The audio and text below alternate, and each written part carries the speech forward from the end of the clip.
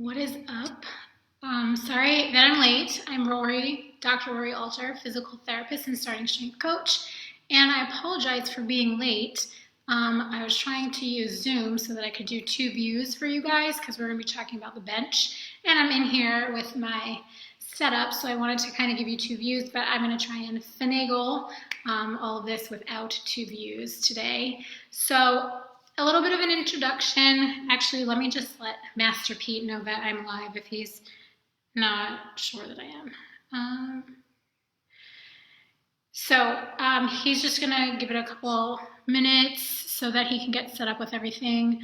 I was gonna do a screen share quickly, but I don't think that I can in here. That's okay. So let me just get set up. I'm a little distracted by the fact that I don't have everything that I need, but let me just make sure everyone knows that we're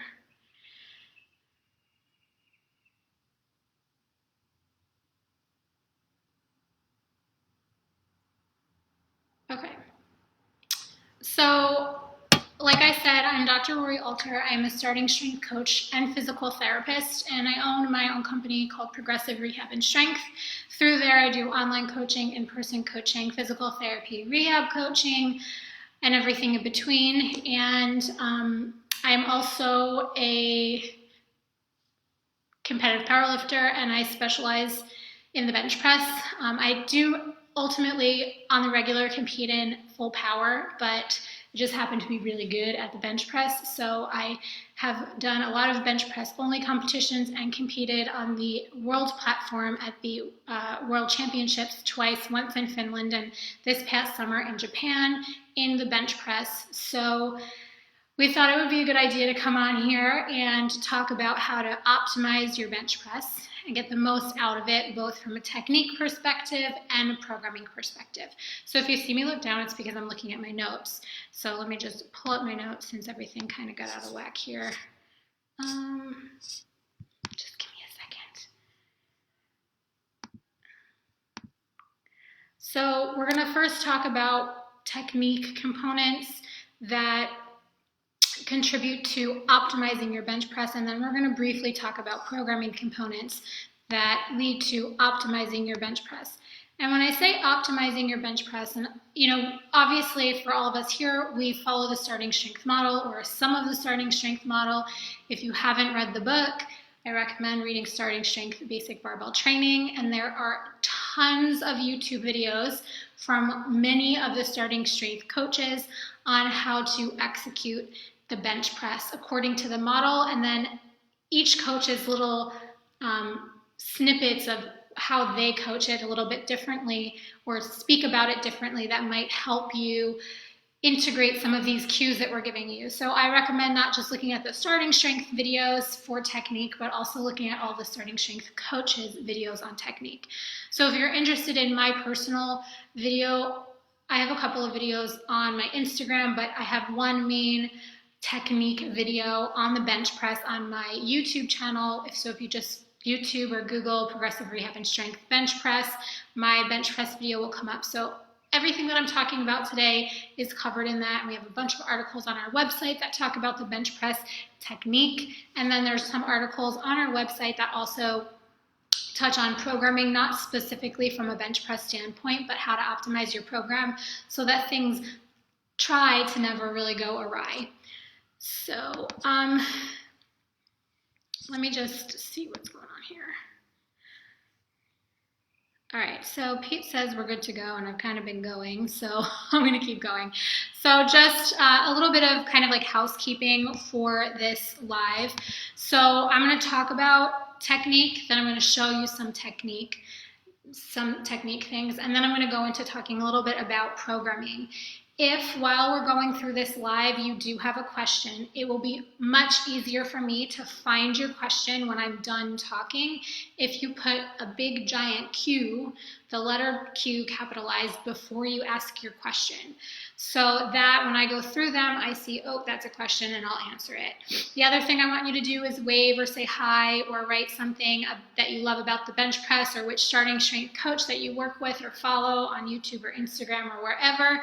Let us know just so that we know that you're here. because the more that you guys comment on the video, the more people get alerted who are following the Starting Strength page and following this in the Starting Strength Facebook group.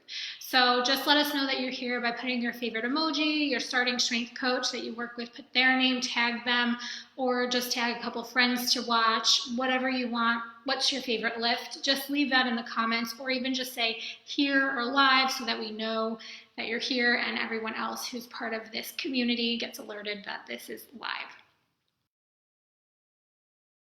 Starting Strength coach as well as physical therapist, and I am a competitive power lifter at the national level in full power.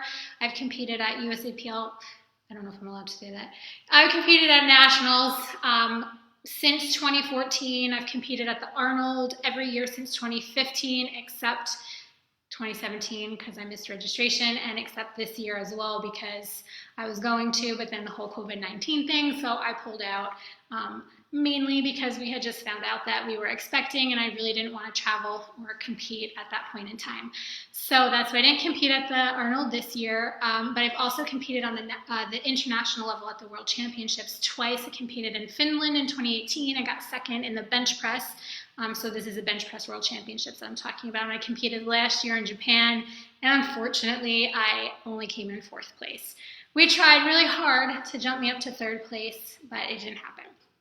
So in today's talk, my husband is like peering into the garage. In today's talk, we're going to be talking about building your best bench press. And everything that I talk about in today's talk is going to be guided by the 4 core goals that I have developed for my company and my method and my system, which is very strongly developed based on everything that I've learned through the Starting Strength model. So they might sound familiar, but when we put them all together, there's one ultimate goal. So everything that I recommend in order for people to optimize their lifting or to optimize their programming and reduce their injury risk all comes down to these 4 core goals. The first goal is to maximize your strength and muscular development. Sounds really familiar, right, if you've read the Big Blue Book. The next goal is to reduce injury risk. I don't know how much that's talked about in this community. I talk about it all the time because as a physical therapist and competitive powerlifter and coach, we don't want to get injured. I mean, listen, it's good for my business if you're injured because then you come see me, but at the end of the day, I don't want you to be injured. And we can't make progress if we're injured. So first 2 goals, maximize strength and muscular development. Second goal is reduce injury risk. Third goal is maximize your outcome and your goal achievement. So everything that we talk about, everything that I recommend on an individual basis will be to maximize goal outcome. And then lastly, if we put those 3 goals together, it leads to longevity in barbell training, in powerlifting, and in athletics or sports as a whole. So these 4 core goals, maximize strength and muscular development, reduce injury risk, maximize goal outcome or achievement, and then ultimately longevity, are what guide everything that I recommend. Now, these are guides, these are frameworks. Everyone's a little different, so we're going to put all of the pieces of the puzzle together differently, but today we're just going to speak very generally about technique and programming. So first we're going to talk about technique. The typical technical problems that I see in the bench press are going to ultimately, either individually or put together, lead to loss of energy and force production in the bench press. So if we lose energy or we lose our amount of If we lose energy, it leads to not optimizing our force production and energy output to move the load. So we want to see as much technically sound execution in order to maintain all of that stored energy when we bring the bar down and then drive it back up into the bar to press it off our chest. So we ultimately, the first thing we want to do is maximize how tight we're getting. And then once we achieve tightness, typically what happens is people lose it. So in the way that we see that tightness gets lost is by sinking into the chest, losing leg drive, or not being very aware about how to set and maintain or engage leg drive. Eye gaze. So if our eyes change position or where they're looking while we're lifting, that leads to some motion in our neck and shoulders, as well as the bar path. And when we see any extra motion that does not contribute to moving the bar up against gravity, that's when we lose energy transfer. We lose this stored energy that we want to transfer back into the bar. I believe that my business manager, Jason, should be posting articles related to each of these things. But I'm going to move around. So I was supposed to have a second camera, but because I can't use Zoom, which if you missed the beginning, that was why I was a little late. I'm going to move around a little bit so that I can show you some of these technical things. So bear with me while I adjust here.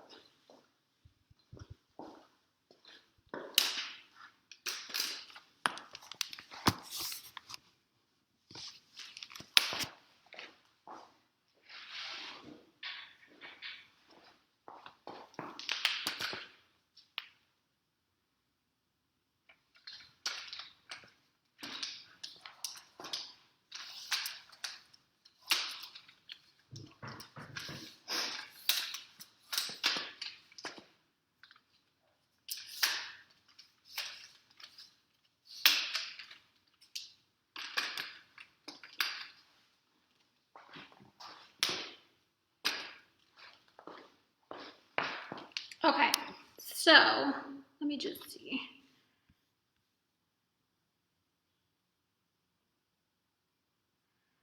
Okay, so the first thing I'm going to talk about is sinking, and I believe Jason is here, and he just put, so Jason has, all right guys, so if you look in the comments, all the articles related to technique have been posted. So there's 3 really good articles on my website about everything that I'm talking about, as well as the YouTube video I highly recommend as well. So the first thing we're going to talk about is what sinking is, what it looks like, and how to reduce sinking. So can you guys just actually comment and make sure and let me know that you can hear me, because I'm kind of far from the computer. So someone just put like we can hear you in the comments below. Can you hear me?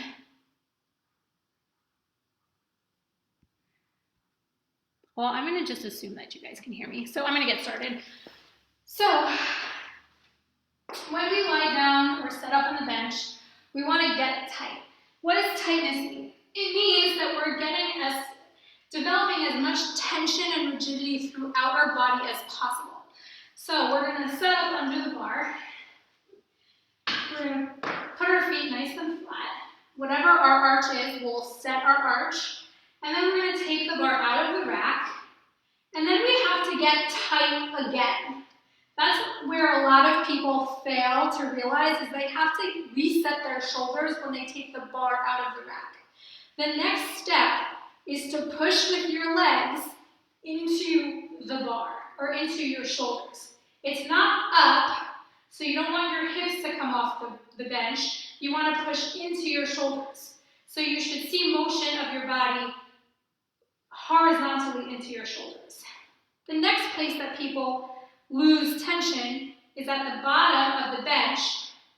They sink down, they lose their arch, and the bar presses into their chest. So if you see any deformity of your chest or any deformity of your arch or your shirt or your breasts when you're benching, that means that's sinking, that's a loss of energy. So we want to get tight when we come out of the rack. So just to recap, that's set your shoulders, take the bar out of the rack, then reset your shoulders, press your legs into the bench and into the ground, and push your body into your shoulders. So it's horizontal motion, and you don't want to lose that leg drive at all. So you want to continuously press your legs into the ground and body towards your shoulders. We shouldn't see motion of your body horizontally after you've set your leg drive. So again, oh, can you see my head? Oh, that was just me. I don't know, whatever. I'll just come down a little bit. So we don't want to see motion of your body horizontally. We don't want to see change in your arch. We don't want to see deformity of your chest, sinking the bar into your chest. We don't want to see a deformity of your boobs or anything while you are benching. So what I like to tell people is, in order to avoid sinking, is think about always having the bar in your hands and not letting your body or your chest accept the bar. This makes it so much easier at the turnaround to maintain that force drive into the bar. So if you sink into your chest, you have to re-engage your force generation. Whereas if you're not letting the bar sink or you're not transferring load to your body, you don't have to re-engage. The next thing that I see with sinking is a change in position of your elbows and your shoulders. So we talked about setting your shoulders. Now, if you come down and you let your elbows flare towards your head, what happens is your shoulders round. Now, I'm exaggerating that, but look what happens from this angle. You bring the bar down, your elbows flare towards your head, and your shoulders round. That, again, deforms your chest and your arch, so it's not the same position that it was when you started. I'll give you a demonstration of that with the bar, but here's the thing, and like I said before, any extra motion of your body or the bar that does not contribute to the bar moving against gravity in the most vertical direction possible means that it's a loss of energy. So what we're trying to do with these little technique cues or ideas is maximize force transfer and minimize loss of energy. So I'm going to go ahead and show you what that looks like, what elbows flare and chest sink looks like.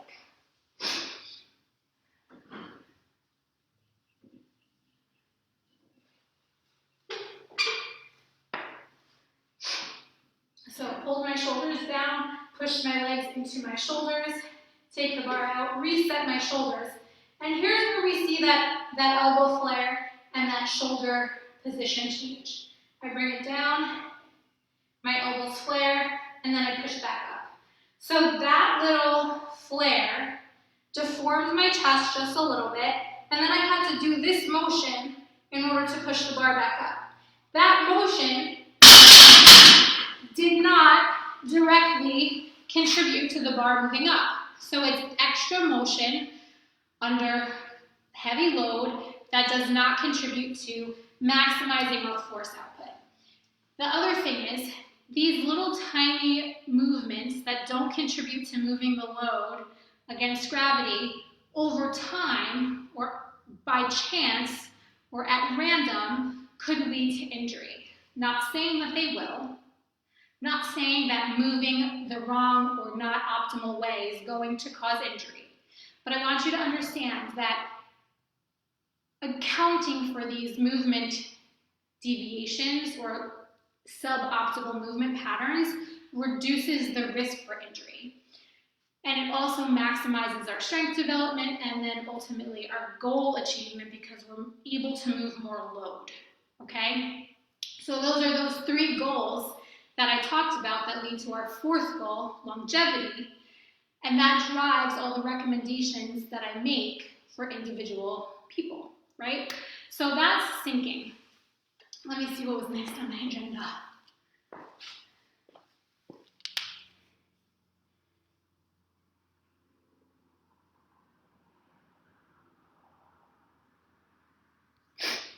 Let's see. Okay, so my next thing on the agenda was leg drive, which I kind of already talked about. So leg drive, like I mentioned before, is we want to see horizontal motion before we start the lift. So we want to engage leg drive, and this is the two biggest things that I see people do with leg drive, or the errors I see with leg drive, is they don't engage the leg drive before the rep starts, and then they're leg driving up into the abyss rather than into the shoulders, which is where the force for the bar moves then in the vertical direction. So for a leg drive, we want to make sure that we're engaging it before we start each rep. So this is something we have to consciously think about before every rep, okay? Setting our shoulders, puffing our chest up, engaging our leg drive before every rep. Then we want to maintain our shoulder tightness and our chest puffed up, and then we want to also maintain that leg drive, but at the turnaround point, we want to engage our leg drive a little bit more. So, the common mistake is engaging the leg drive at the turnaround point. That's not where we want to engage it. It needs to be engaged before, and then a little bit more as we're coming to the turning point for the bench press. Okay, so we want to think about always setting our shoulders, our chest, and our leg drive before each rep, and making sure we're doing this between every rep and before every rep, not just at the start of the lift, because we need to be in that good, not just at the start of the set, but between every rep, because we really want to make sure that we're as tight as possible for every rep and not losing tightness across all the reps.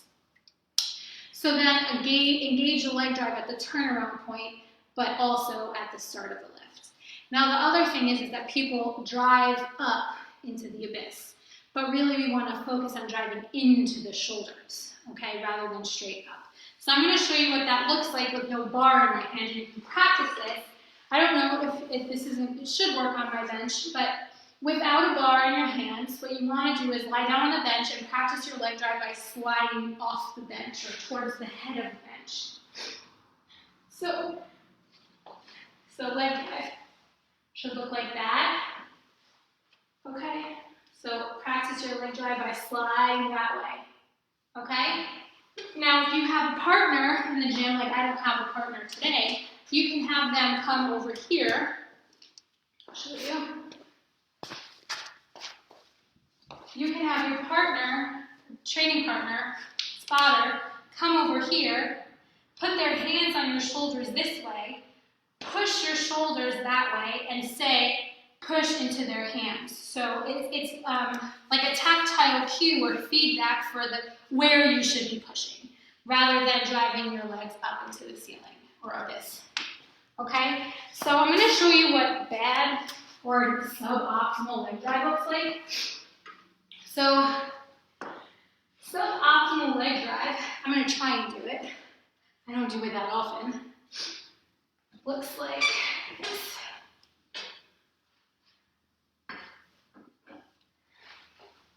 So I'm not engaged, come down, okay?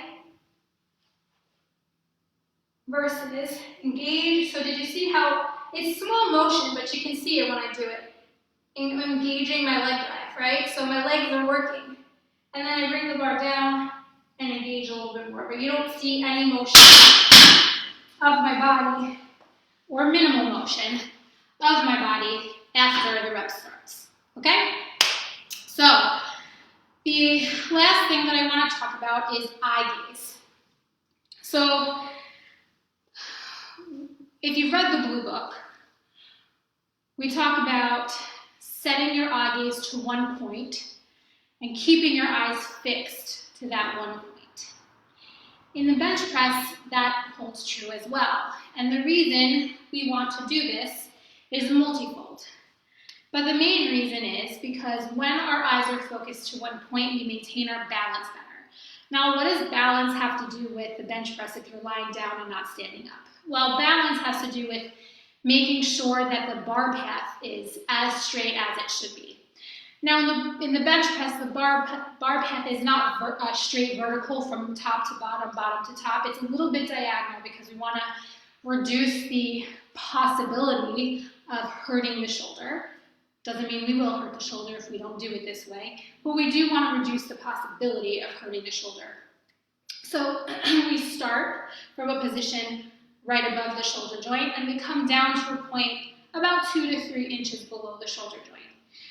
If we are staring at the bar when we're lifting, our eye gaze is moving. And in a standing lift, that can affect your balance. And in the bench press, it can affect your bar path because you don't have a reference point for your motion of the bar. And it can also, motion of our eyes causes small cervical neck adjustments in order for us to keep balance. So when our eyes move, our head reacts, our head and our cervical spine react to what our eyes are doing. So if we're looking, try not to move your head. It feels a little weird when you're looking in all these directions. You can feel your muscles engaging a little bit differently as your eyes move around. And what happens is if we follow the bar with our eyes, which will be from straight up, down, and then straight up, it tends to cause a little bit of a nodding motion. And a little bit of a nodding motion is enough to pull your shoulders out of that tight position that you set at the beginning of the lift. And it also changes your bar path because you're using that spot on the ceiling as a position point for where you're going to return the bar to. So you might not land the bar in the same spot every time because you're not staring at one spot for the whole time. So if you are having difficulty with your bench press from a technical standpoint, and again, I just want to say that it is almost never, especially for intermediate and advanced lifters, it's almost, and injured lifters, it's almost never just technique or just programming that we need to adjust to improve things. It's usually a combination of both. But if you feel like your program is on point and you're not making progress or you're injured or you're struggling, then I would say check these three things. Check how tight you are. Are you losing tightness on your bench press? That shoulder setting, puffing your chest, leg drive, a little bit of leg drive. Is it your leg drive? Are you utilizing leg drive appropriately? And if you're not, maybe start using leg drive appropriately. And then lastly, which oftentimes doesn't seem like a big deal, eye gaze. And I can't tell you how many times I have had someone come pay a large amount of money because they've had chronic proximal biceps tendonitis, and they come to see me and I say, stop moving your eyes. And then in a couple weeks, their shoulder feels better or their biceps feels better. It's not really always that simple. It's usually a combination of staying tight and not moving your eyes around. But I would address these three technical aspects in addition to programming together. But if you feel like your program is sound, then look at these three technical things and clean them up. Okay, so with that said, let me reset my standard thing here. So hold on one second.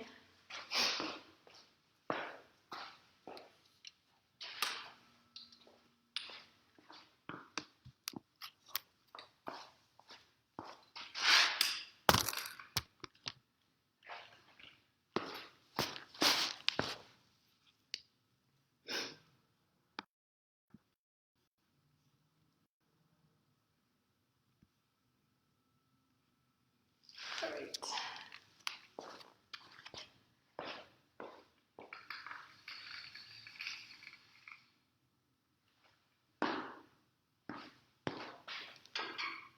Can you see my head?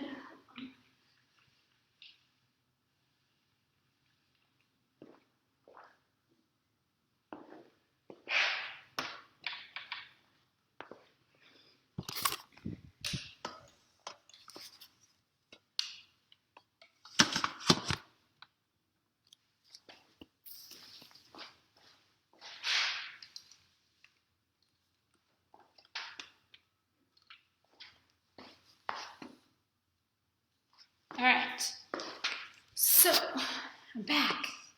All right, so the next thing that I want to talk about is some programming considerations. And this is really going to be for the intermediate and advanced lifter rather than the novice lifter, because the novice linear progression is the standard program that we recommend for novice lifters or newbie lifters coming into barbell training. With that, the frequency and the volume is pretty standard for the bench press, and it includes the overhead press. So off the bat, the starting strength novice linear progression, in order to maximize your goal outcomes and your strength development, is going to be the optimal program that I would recommend. So that, just speaking about the upper body, it's an A workout and a B workout. So the A workout would be the bench press or the overhead press, depending on which one you start with. And then the B workout would be the opposite lift. So let's say you do bench press on A, overhead press on B. So week 1, it's bench, overhead press, bench. Week 2, it's overhead press, bench, overhead press.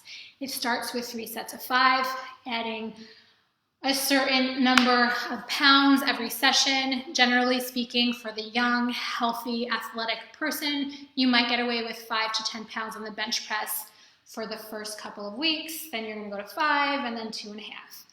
Then we make some programming changes in that we run 5s as long as we can. And then we switch to either a top set of 5 with drop sets or 5 sets of 3 across. Now, I do run a programming course that goes very deeply in depth on how to progress the novice lifter to maximize the outcome of the novice linear progression. But in the absence of taking that course, Jason should be posting an article in the comments on progressing without regression. And the important thing in this article that I want you to understand is that we don't want to run into the ground on 5s. And I think that where a lot of people fail without guidance from a coach or someone who has a really good in-depth understanding of the novice linear progression is that a lot of people don't realize that the novice linear progression is not just 5 rep sets. So you start with 5 rep sets, but then when that gets too challenging, you have to make adjustments, whether that is a top set of 5 with drop sets at a certain percentage or back off sets, whatever you want to call them, or switching to 5 sets of 3 across. And then is that the end there? No, you can continue to make changes there. If you're doing 5s with back offs, you can go to 3s. If you're doing 5 sets of 3 across, then you can go to back off sets there as well. So how do we make these programming changes in order to optimize the outcome of the novice linear progression? In the absence of taking the programming course that we are running starting in June, there's an article that Jason just posted in the comments in this live feed below. So I encourage you to read that.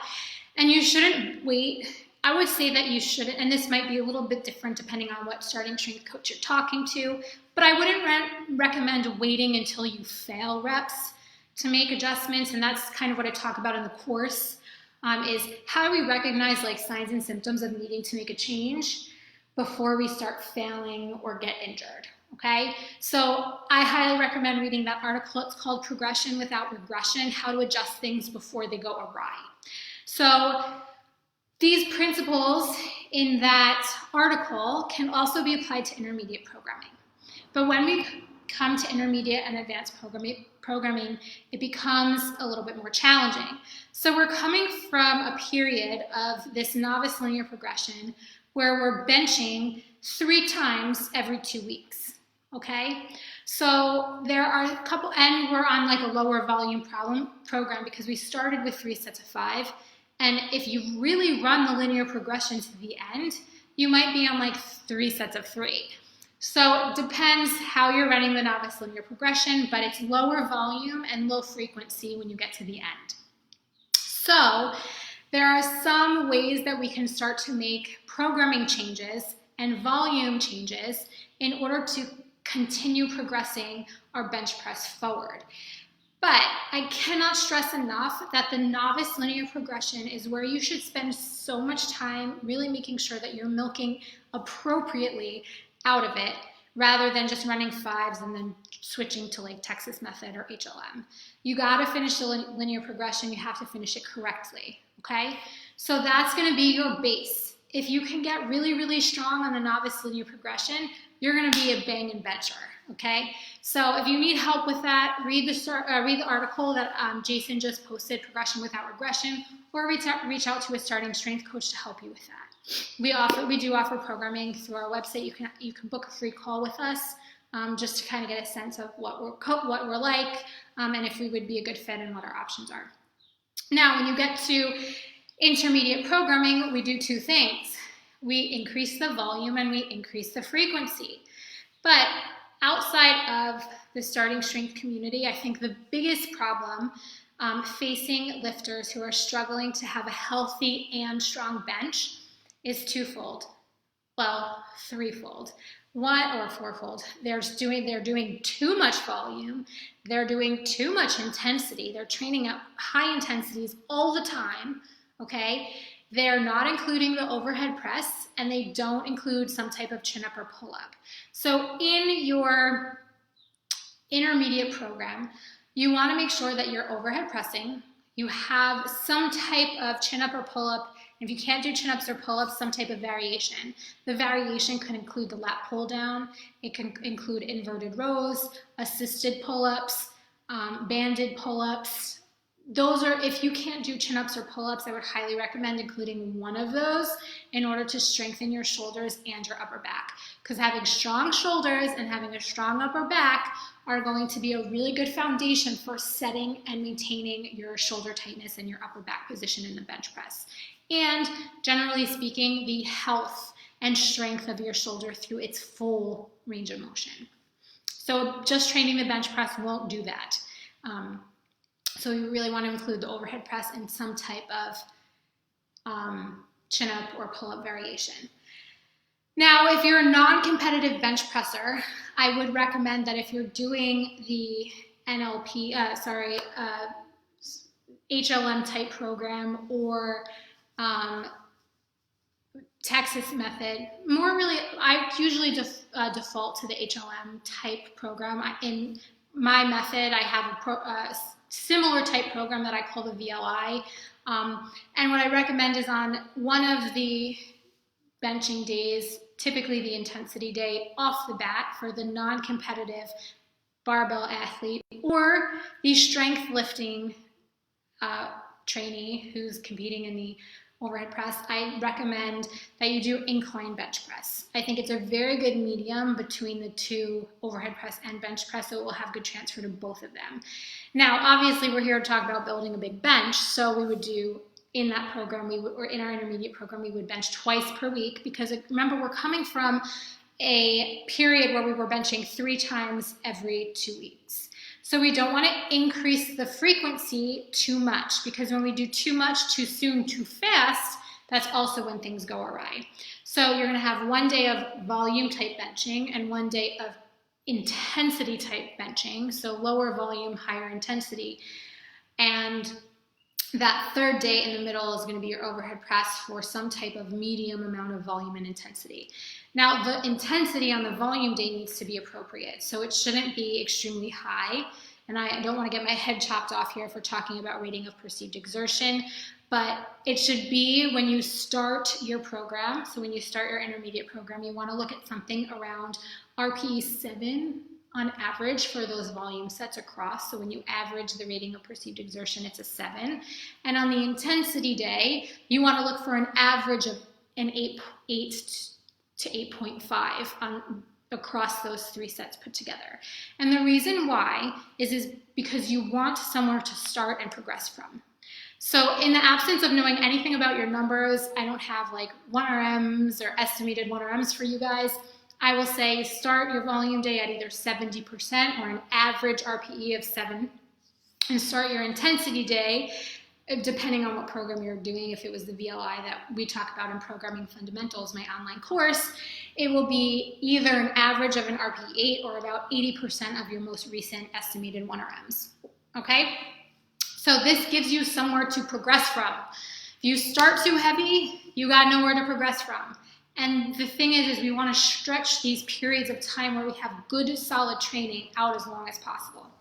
So that is what I would recommend. So we're going to go from 3 times every 2 weeks to a period, a position of training the bench twice per week, and then a mix of volume and intensity, and keeping the relative intensity at a good position at the starting point so that you can progress for 10, 12, 16 weeks on this new program that you're on.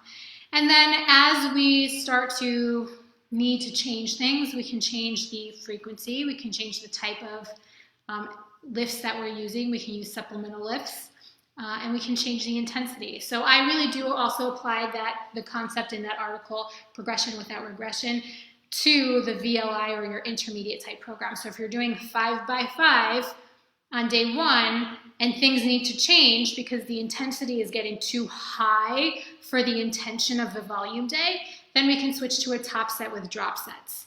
And then we can change the number of reps that you're doing. So how do we progress without changing the whole program and milking that new set of training parameters for as long as possible? Okay, so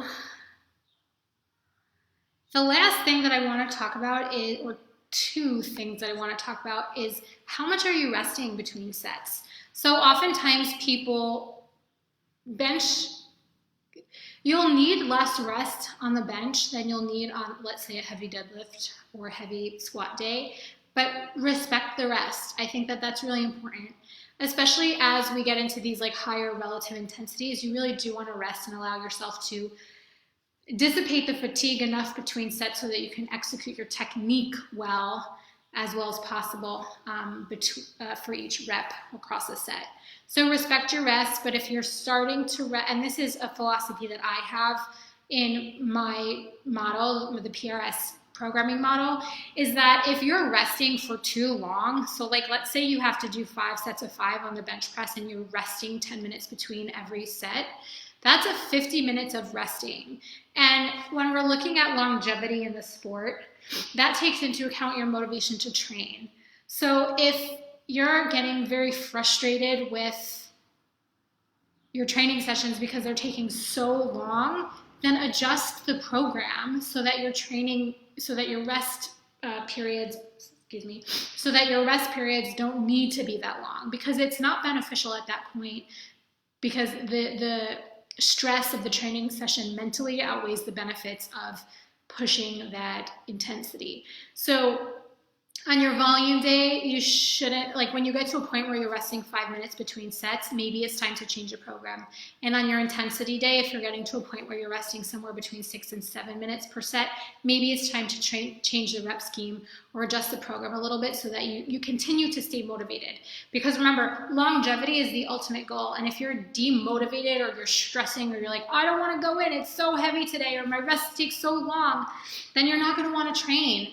And then you're going to stop training or you're going to skip training. And ultimately, that is not longevity in the sport. We want you to be happy, because the more you train, the happier you are, the better your outcomes are. So with that, I'm going to open this up to questions now. So I'm going to start going through everything. I did see some questions come through while I was talking. So let's take a look. Hi, Emily. I see that is here. Okay, so here. Okay. The Blue Book teaches to have the feet planted flat on the ground versus having the feet tucked under the bench to prevent bridging and butt coming off the bench. Is it okay to tuck your feet versus keeping them flat if I can do without bridging? I feel stronger in that position and can more using the technique. With feet flat, I don't feel as tight or as strong. So feet flat versus feet tucked is different. So you can have your feet tucked and have your feet flat. I think what you're talking about is having your feet, like, let me see if I can reset up here so that you can see. Feet flat versus feet tucked. We gotta get down again. Hold on.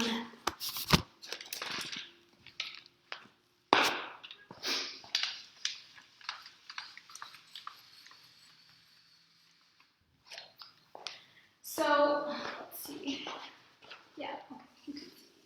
So, typically, when we're teaching the lift, we're not going to put someone in this like incredibly arched position just yet. So as you become a more advanced bencher and better at arching, better at staying tight, and better at using your leg drive, you will find that you'll probably naturally gravitate towards pulling your feet back a little bit more.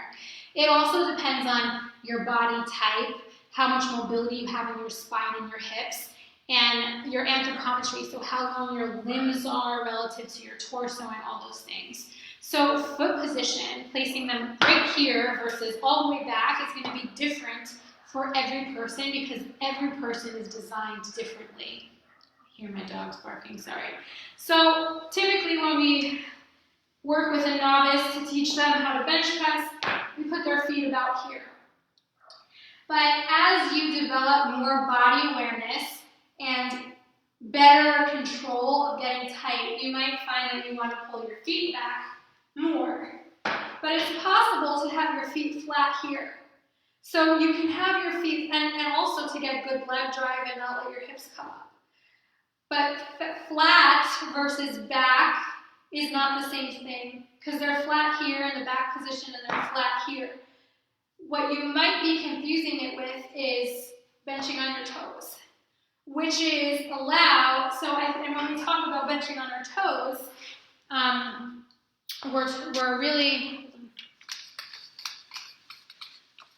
we're looking at two things. So the bigger your arch, so you're going to be getting a bigger arch when the more you pull your feet back, and the, sorry, just getting set up here again. The more you pull your feet back and the bigger your arch is, the more your chest comes up, which changes the angle that your pec muscles are working. So when we're looking at the standard starting strength model, it's to maximize muscular strength, the greatest effective range of motion. So when we widen our grip and we increase our arch, we get a smaller range of motion at the shoulder joint. But if you have a normal grip and you're super mobile, you're really flexible in your spine, it's easier for you to stay tight with your legs pulled back more. So it just honestly depends on your body type and how well or good you are at utilizing your leg drive. Now, the other thing is typically people bench on their toes with their legs back more. And that's just really going to depend on the federation that you're competing in. So that's more of like a competitive thing. You will feel tighter because I will tell you, I periodically bench with on my toes. It increases the bowing effect across your body, so you feel a lot tighter, but it also increases your arch and changes the range of motion. So is it bad to bench on your toes? No. Does it matter what federation you're competing in? Yes, because in like USAPL you can't, but in USPA and RPS you can bench on your toes. So feet flat versus feet back is not the same thing because your feet can be flat and back, but I think what you're asking is flat versus on your toes pulled back, I think. So I hope I answered your question there. They recommend in the book to not, I guess it would really be about keeping the arch at a kind of in a neutral arch position to put the pec muscle in the middle of the range where you can maximize the muscular contribution from the pec in the bench press. Okay, are there questions? Where did I purchase my barbells? So we have a lot of barbells. I love barbells. The bar behind me is a B&R bar, and it's like the first version of the B&R bar, and I believe we got them from Rogue. We have 2 of them. We also have 2 Ohio Power Bars, also purchased from Rogue. We have 2 Bella bars, also purchased from Rogue. We have an aluminum training bar, also purchased from Rogue. An Easy Bar, Easy Curl bar, purchased from Rogue. Safety bar, purchased from Rogue. I can give you like take a look. All of our bars. We have some over there. So we've purchased all of our bars from Rogue. All of our bars were purchased before Starting Strength came out with all of their new equipment, all of our racks, our benches. We have 2 racks and a stand, but I lent my stand out during this time. We also have a Rogue 2.0. It's like kind of a multi-purpose bar. And we have a Kurt Kerwosky special edition bar in blue. So those are our bars. We got everything from Rogue, but it's really hard to get equipment right now. I think that I don't know exactly the distributor that Starting Strength is using for their equipment, but you can check Starting Strength for their equipment. They have a new version of the Starting Strength, the B&R bar. I think it's called the Starting Strength bar. Don't get mad at me for not knowing. But I'm not exactly sure where you purchase it. Either it's from their website or they have a distributor that you can purchase it from. But they have benches, bars, racks, all those things. We made our platform. That's it. All of our plates are from Rogue. Sorry, everything's from Rogue. Okay, how do you conquer low back pain caused by arching during competitive bench pressing? This is a fantastic question, and I really appreciate Jamie for asking this question. So a lot of people do experience back pain when they bench, and it can be from a couple of things, but the first thing that I would say is don't force a large arch. Large arches aren't for everyone, okay? So especially if you're a competitive bench presser, we see everybody trying to have the biggest arch possible and the widest grip possible. But I want you to look at the two of the best bench pressers in the world. They're masters lifters, Jennifer Thompson and Dennis Cherry, okay? Neither of them have an extra wide grip and neither of them have a large arch. So I don't like the correlation between large arch and large bench. They don't go together, okay? The size of your arch will ultimately depend on 3 things. 4. I always get this. I always say like 2 and then 3. Oh no, 4 when I think about it. So 1 is how long your torso is. Typically people with longer torsos have a smaller arch. How flexible your torso is. So if you have a stiff spine, you likely won't have a large arch because it could be painful. How competitive you are. So if you are competitive and you push into and you just develop this larger bench over time, so like how long you've been doing it, that will also contribute to how you arch and how long your legs are. For people who have longer legs, they can reach the ground and get a larger arch. For people who have short legs, it's harder to get a larger arch. So for someone who's experiencing back pain when they're benching, I would say, is your arch larger than it needs to be? And let's shorten your legs. So typically when we put a little, maybe a 45-pound plate or a 45-pound bumper plate under our feet, that can alleviate our back pain enough so that we can continue to get leg drive and still bench press. You're allowed to use blocks in competition. They will have different size. Every federation offers this, different size blocks. So all you have to do is ask them in competition to put them on the platform for you. So you can train with a little lift under your foot, whatever size plate works for you to alleviate your back pain. Also, I would recommend wearing a weightlifting shoe because that has a little bit of a heel and artificially shortens your leg just a little bit. And then in competition, you're able to ask for a little block to go under your foot. Let's see, is it wise to plan a technique day to reinforce proper technique when pressing micro load day? I'm going to repeat that because I read that quietly. Is it wise to plan a technique day to reinforce proper technique when pressing a micro load day? I don't think that it's necessary, and I'll tell you why. Because you should be executing good technique and practicing your technique in every single training session and every single set that you ever execute. So even though it's the 45-pound bar and it's just a warm-up set, you should be practicing your technique. Even though it's your second warm-up or it's just 1 rep, you should always be focusing on executing your technique well. Will your form break down as the loads get heavier and as you fatigue? Yes. Is it necessary to program days specifically for technique training? I wouldn't say so, because in the novice linear progression, the whole reason we start light is so that we can have technical execution develop and technical mastery develop while we're learning and getting stronger. And then when we transition into intermediate program, there's going to be a lighter volume day, and a light squat day as well, or just light day. Sorry, I'm like thinking squat.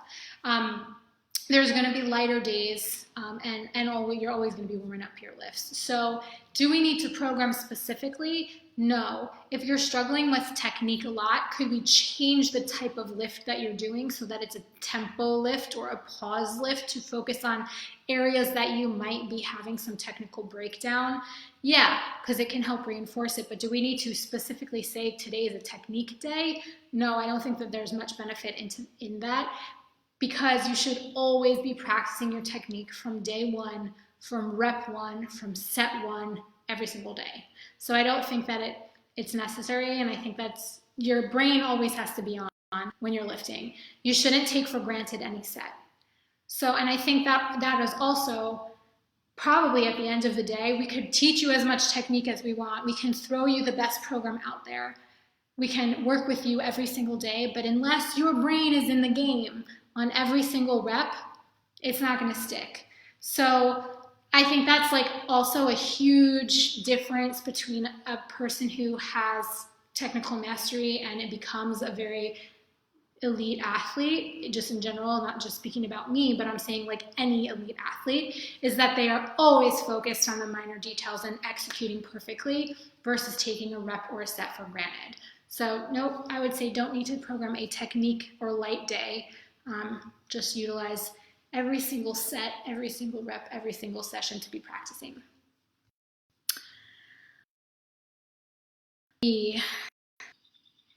Okay, right now I have a top triple set and 3 back off sets of 5. If I fail the last rep on the back off set, should I keep the back off set weight the same for the next session and increase the top set? Yeah, that would be, I would say that would be an appropriate way to progress. But the thing is it's hard to say specifically because I don't know how hard all your other sets were.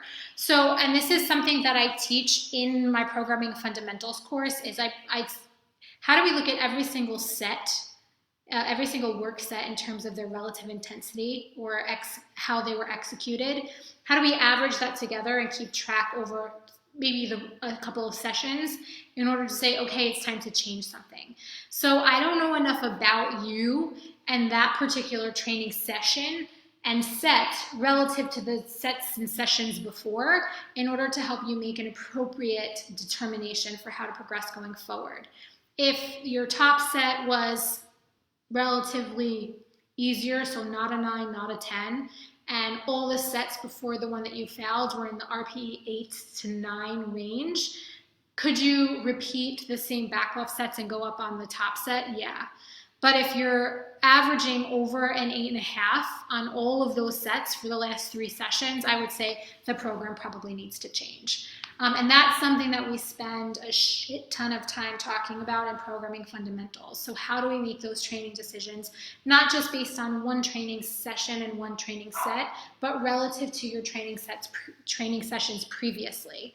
So I would need to know more about what's going on with your program as a whole and sorry, my computer's dying. I just want to put my charger back in. I would need to know more about your all of your training sessions, the last couple of sessions, in order to make a better recommendation for you. But generally speaking, yeah, you could do that. Okay.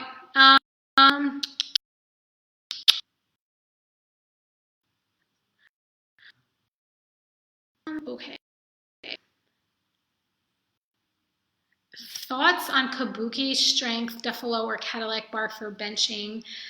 I typically don't program in specialty bars because not a lot of people have access to them. I don't really have experience with them, but I think that if one had them, there would be a place in the program for them. To my understanding, you get more. The Cadillac bar, is that I think that's the one with like the weight. No, is that a camber bar? I'm not 100% sure what the Cadillac bar is, but the Duffalo bar, I've utilized it more for squatting for people who have shoulder issues. but you definitely get more range of motion in the bench press with it. So I think that there would be some benefit, because we do, and again, this is for intermediate programming, not for intermediate and advanced programming. Sorry, my dog is barking. Not beginner program. But when we do program for the intermediate and advanced lifters, we are looking at challenging and training larger ranges of motion periodically. So I feel like if that was something that you had available, it wouldn't hurt to use it, and it could be programmed appropriately. But because a lot of people don't have it, and I'm not extremely familiar with it, I wouldn't necessarily just default to programming it. But I think that it's absolutely fine, especially when we're trying to challenge the range of motion, to incorporate variety, to continue to find some way to stimulate training stress, and challenge the range of motion and strength train through larger ranges. Okay. So is elbows forward of the bar, like overhead press, good form for the bench? Not too far forward. So you want a vertical forearm in both planes, from the front and from the side. So I would say the tip just slightly in front of the bar, but you want the majority of the forearm to be directly under the bar so that you don't have to flare to go back up. So if you see flaring happen, then your elbows are likely too far in front of the bar. Oh, you're welcome, Maximus. Thank you for coming. I appreciate that. Jamie, you're welcome. Thank you for asking such marvelous questions. I appreciate all the questions, and right now I don't see any more questions, so I think I got all of them. Oh, and my business manager commented, stay tuned for a PRS home gym equipment buying guide, which we are working on, because obviously right now there's like minimal equipment available, but we get this question all the time, like, how do I know what I need for home gym, for my space, what's the best equipment, what equipment works for my budget? So we're going to be putting together a home gym buying guide, free. You won't have to pay for it. It'll be available on our website. The intention is to look at small, medium, and large home gym spaces and equipment recommendation together for small, medium, and large home gym budgets. So, and then like based on all the equipment that we've worked with, that we've reviewed, and all that kind of stuff. So hopefully we get that together in the next couple of weeks. We're working on a lot of stuff right now. Mainly, we're gearing up for our programming fundamentals course, which is starting in June, but will be open for registration in May. So we have a wait list for that. So if you're interested in learning more about programming from novice through advanced, that includes looking at we spent three 1.5-hour lectures talking about novice programming. So it's like probably the most in-depth programming content that you'll find on novice programming, especially as it relates mostly to the starting strength novice linear progression, but we do talk about how we integrate a little bit more from like a rehab perspective and an injury risk reduction perspective. And then there's the intermediate programming. We talk about different types of programs out there: HLM, Texas Method, Conjugate, 531, just to name a few that we talk about. And the pros and cons to those, and when they should be applied, how they're widely misapplied. And then we talk about the PRS intermediate model, which is VLI. And then we talk about periodization as well. And then throughout that, we go into a little bit of more advanced stuff. How do we peak the novice, the intermediate, and the advanced lifter for competition? We talk about our athlete monitoring system, which is widely viewed from a lens of injury risk reduction strategies. And then we have a whole lecture on different types of injuries and how to manage them. And then we go over a ton of case studies as well. So this is a 12-week course. We sometimes insert breaks into them. They're done live, but they're also recorded. So every live lecture, the recording goes up about 24 to 48 hours after. And then there are some exams, and the exams are for people who are interested in becoming coaches, or anyone who's just interested in making sure that they're really getting the most out of the course. I personally grade every single one of the exams, And then you get a 1-hour coaching call with me at the end to discuss anything, whether you want to discuss your exams, you have more questions, you have client programs that you want help with, you just want to talk to me, or you want to talk about how to open your gym or how to open a business, that, you know, or go into physical therapy school. You can use your 1-hour coaching call to talk to me about anything. So we're really focused right now on gearing up towards that. We're going to be running a 5-day challenge at the end of May. It's free. It's open to anyone who's interested in becoming a coach or physical therapist or chiropractor who's interested in integrating their barbell training into their practice. So again, this is a 5 free-day challenge, and it is going to be at the end of May. And it's going to be how to jumpstart your career and get over all of those challenges that you face internally starting your career. So like, I don't have any clients, or everything is too expensive, or I don't know anything about what I'm doing. So like, why would someone hire me? So we kind of bust through those in 5 days real fast, so that by the time you're done with the course, you're a coach and you're working with people and you're integrating this into your practice. So with that said, if there are no more, oh, this is a great question. When gyms open back up, do you suggest a mini NLP for someone who has been HLM programming? Absolutely. And what you'll find a couple really, really strong weeks out of the NLP, because if you haven't touched a barbell in 12 weeks, yeah, start with an LP again, and you're probably going to get pretty far on it. So anyway, that's probably going to be like everyone's biggest mistake going back when gyms open, is they're going to start to like try and pick up with the same, especially like intermediate and advanced lifters. They're just going to pick up right the type of program that they were on before. But when you go through these like large periods of you're going through a large period of detraining, even if you're being active at home. If you don't have a barbell and you're not lifting loads near where you were lifting before, you're detraining. So you have this really unique opportunity to spend a lot of time getting stronger on the NLP again. So yeah, definitely start with a novice linear progression if it's been, 8, 12, who knows how long we're going to be stuck at home. So definitely start with an NLP. I highly recommend that. All right. Thanks, Ryan. Oh, where did everything go? Oh, I did. Thank you, Emily. Thanks for stopping by. All right. Awesome, guys. So I don't think that there are any more questions, so I'm going to go ahead and end this live. I so appreciate you bearing with me, because I was supposed to have like my cell phone set up, and it was supposed to be kind of like a dual view, but my computer spazzed out before we started. And then normally I use Zoom to do that, because I can have 2 cameras in the session. But Zoom was not connecting to Facebook today, so I don't know why. Anyway, I really appreciate everyone who came by, asked questions, shared this with their friends, liked it, stayed for the whole time, stayed for 5 minutes, said hi, whatever.